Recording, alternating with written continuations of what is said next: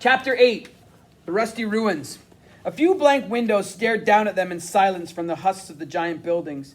Any glass had long since shattered, any wood had rotted, and nothing remained but metal frames, mortar, and stone crumbling in the grip of invading vegetation. Looking down at the black, empty doorways, Tally's skin crawled with the thought of descending to peer into one. The two friends slid between the ruined buildings, riding high and silent as if not to disturb the ghosts of the dead city. Below them, the streets were full of burned-out cars squeezed together between the looming walls. Whatever had destroyed this city, the people had tried to escape it. Tally remembered from her last school trip to the ruins that their cars couldn't hover. They just rolled along on rubber wheels. The Rusties had been stuck down in these streets like a horde of rats trapped in a burning maze. Shay, you're pretty sure our boards aren't suddenly going to conk out, right? She called softly. Don't worry. Whoever built this city loved to waste metal. They aren't called the Rusty Ruins because some guy called Rusty discovered them.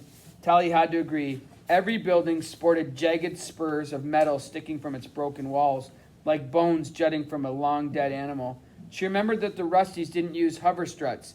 Every building was squat, crude, and massive, and needed a steel skeleton to keep it from falling down. And some of them were so huge. The Rusties didn't put their factories underground, and they all worked together like bees in a hive instead of at a home. The smallest ruin here was bigger than the biggest dorm in Uglyville, bigger even than Garbo Mansion. Seeing them now at night, the ruins felt much more real to Tally. On school trips, the teachers always made the Rusties out to be so stupid. You almost couldn't believe people lived like this, burning trees to clear land, burning oil for heat and power, setting the atmosphere on fire with their weapons. But in the moonlight, she could imagine people scrambling over flaming cars to escape the crumbling city, panicking in their flight from this untenable pile of metal and stone. Shay's voice pulled Tally from her reverie. Come on, I want to show you something. Shay cruised to the edge of the buildings, then out over the trees. Are you sure we can? Look down. Below, Tally saw metal glinting through the trees. The ruins are much bigger than they let on, Shay said. They just keep that part of the city standing for school trips and museum stuff, but it goes on forever. With lots of metal? Yeah, tons. Don't worry, I've flown all over the place. Tally swallowed, keeping an eye out for signs of ruin below, glad that Shay was moving at a nice, slow speed. A shape emerged from the forest, a long spine that rose and fell like a frozen wave. It led away from them, off into the darkness. Here it is. Okay, but what is it? Tally asked. It's called a roller coaster. Remember I told you I'd show you one? It's pretty, but what's it for? For having fun. No way.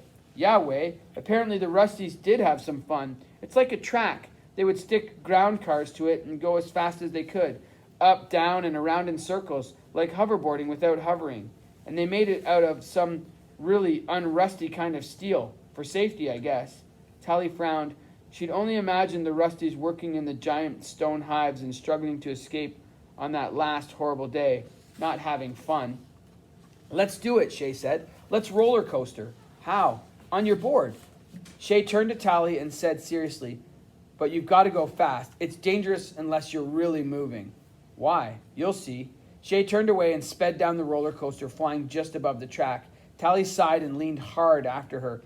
At least the thing was metal. It also turned out to be a great ride. It was like a hoverboard course made solid, complete with tight banked turns, sharp climbs, followed by long drops, even loops that took Tally upside down, her crash bracelets activating to keep her on her board.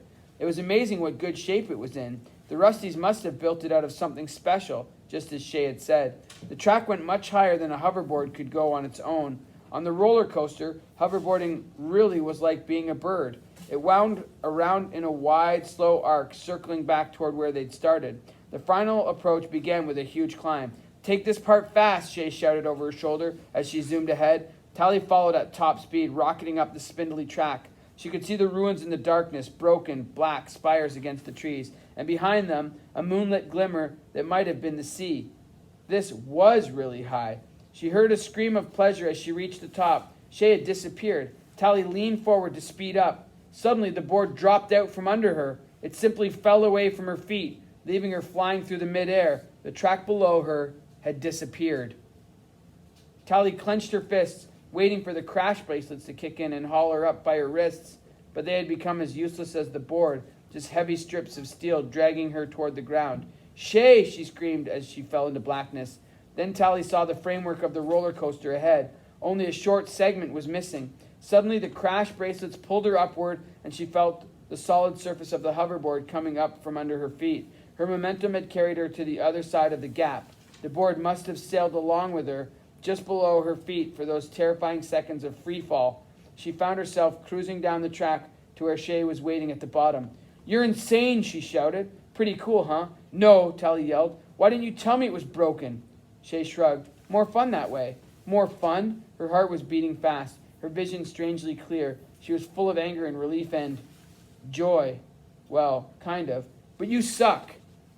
Tally stepped from the board and walked across the grass on rubbery legs. She found a broken stone big enough to sit on and lowered herself shakily onto it. Shay jumped off her board. "Hey, sorry. That was horrible, Shay. I was falling. Not for long, like 5 seconds. I thought you said you'd bungee jumped off a building." Tally glared at Shay. "Yeah, I did, but I knew I wasn't going to splat." "True, but you see, the first time someone showed me the roller coaster, they didn't tell me about the gap, and I thought it was pretty cool finding out that way. Best time's the first time. I wanted you to feel it too." "You thought falling was cool?" "Well, maybe at first I was pretty angry, yeah. I definitely was," Shay smiled broadly, "but I got over it. Give me a second on that one, Skinny." "Take your time." Tally's breathing slowed and her heart gradually stopped trying to beat its way out of her chest. But her brain stayed as clear as it had for those seconds of free fall, and she found herself wondering who had found the roller coaster first, and how many other uglies had come here since. "Shay, who showed you all this?" "Friends older than me, uglies like us, who try to figure out how stuff works, and how to trick it." Tally looked up at the ancient serpentine shape of the roller coaster, the vines crawling up its framework. "I wonder how long uglies have been coming here. Probably a long time. You pass along stuff, you know. One person figures out how to trick their board, the next finds the rapids, the next makes it to the ruins. Then somebody gets brave enough to jump the gap in the roller coaster," Tally swallowed.